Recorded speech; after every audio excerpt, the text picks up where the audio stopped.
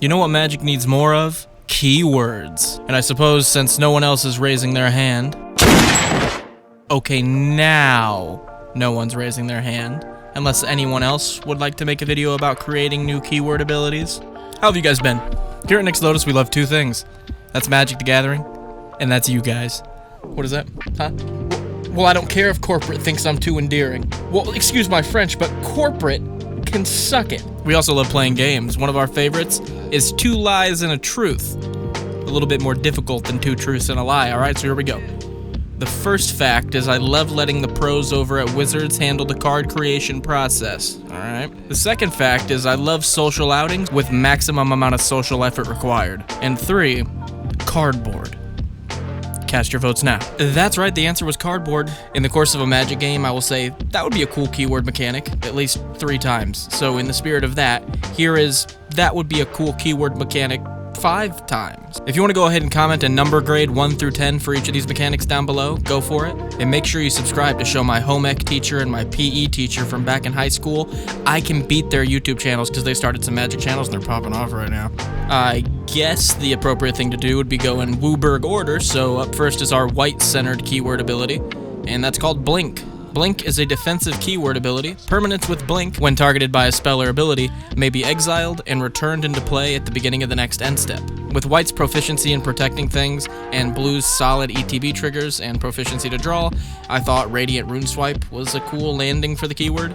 A white and a blue for a 2/2 flying, Blink. When it enters the battlefield, draw a card. Outside of this specific card being a limited bomb, the mechanic seems like it has tons of room to be messed around with, not only on the enter the battlefield front, but also on the leave the battlefield front, because it'll be exiled, so you could do some cool interactions there. Also, by the way, feel free to come up with your own custom cards with these mechanics and drop them over at the Nick's Lotus subreddit. Link on screen and in the description.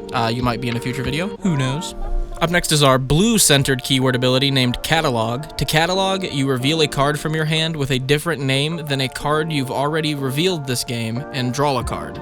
This one I'm not too sure of, but I think there's room for improvement. This might seem super off topic, but I was watching this Bill Nye interview. There's like a 10-year-old clip, and he tells this story about this dude coming up with like a seemingly useless invention, but then a really specific aspect of that invention led to like huge discoveries in science. So like along the same vein, this mechanic may need to be workshopped a bit, but there's an importance of just like creating things, you know? So to show this keyword, I created a commander just to kind of show the fun of it. Tis, head in the books, is 1, a blue, a black, and a red. For a 1/4 with Ward 2, whenever a player draws a card other than their first card drawn each turn, catalog. Whenever you reveal a new card without the name of a previously revealed card, scry 1. This commander just could be summed up with the word journey. Because any way you want it, you can build this commander: Spellslinger, Reanimator, Artifact, Treasure, Gold, mono blue control. I don't know, maybe you're weird as shit. You can build this however you want. And I like the aspect of playing with information in blue, although admittedly a bit wonky as is, but it's kind of a cool concept. The black keyword is essentially the opposite of proliferate. We gave it the name Enfeeble. To enfeeble, instead of adding an additional counter of any type on a permanent who has that type of counter, you remove a counter of a specific type from a permanent that has that counter on any number of permanents. I hope that made sense. Removing 1/1 counters, shield counters, indestructible counters, charge counters, all of them. The card we created for this one was Deacon of Decrepid Scenes, which is 3 and 2 black for a 6/5 with flying and trample. Whenever a creature an opponent controls dies, enfeeble. It seems pretty strong. It's just reverse proliferate every time an opponent's creature dies. Pretty strong. Again, fake cards. If you want to tell me how I could change them in the comments or make your own cards, feel free. Sorry I failed math class. I'm not much of a counter. Big iron on his head. At first this felt weird being like a black mechanic because proliferate is already like a very black ability. But the Phyrexians giveth and the Phyrexians taketh away, so as far as I'm concerned, it works. This could also give way to some other cool mechanics based around removal of counters. Could add some cool stuff to the game. Something to consider if anybody's watching over at Wizards here. Alright, red players, I tried to make you an ability and also make you proud in a way that would make you play the game a little slower, you brain-dead little glass cannons. This keyword is called Conquer. When a creature you control with Conquer attacks, you gain control of target creature an opponent controls with lesser power, tapped and attacking. Even if it's already tapped, it's still tapped and attacking for you. It's pretty good.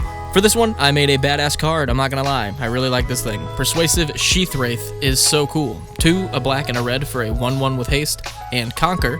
When Persuasive Sheathwraith attacks, it gets +1/+0 for each creature defending player controls. So a bit of a sidebar. I think Magic mechanics are extra good when they can teach newer players a bit more in-depth things about this game. This card, for instance, can show newer players that they can stack their triggers in a certain way, so giving Persuasive Sheathwraith +1/+0 and then stealing a creature that added an additional +1/+0 in the first place.